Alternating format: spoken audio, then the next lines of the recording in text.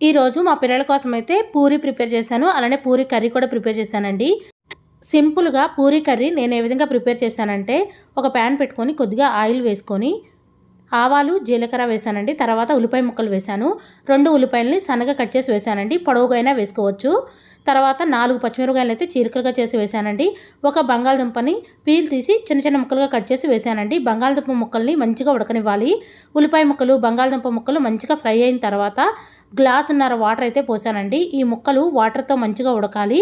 ముందుగా శనగపిండి వేయడం వల్ల దగ్గరకు వచ్చేస్తుందండి. కర్రీ గ్రేవీలాగా ఉండకుండా గట్టిగా అయిపోతుంది. పూరి కర్రీ గట్టిగా అవ్వకుండా ఉండాలంటే ముందుగా వాటర్లో ఉడకనివ్వాలి. వాటర్ ఈ విధంగా మరుగుతున్నప్పుడు సాల్ట్ వేసుకొని ఒక గిన్నెలో 2 స్పూన్ల శనగపిండి వేసుకొని కొద్దిగా వాటర్ వేసుకొని ఈ విధంగా ఉండలు లేకుండా కలుపుకొని ఈ మిశ్రమాన్ని మరుగుతున్న వాటర్లో వేసేయాలండి. శనగపిండి మిక్స్ అయ్యేలాగా ఒకసారి గరిటెతో తిప్పుకొని సిమ్లో ఉంచి కొంచెం జారుగా ఉన్నప్పుడే స్టవ్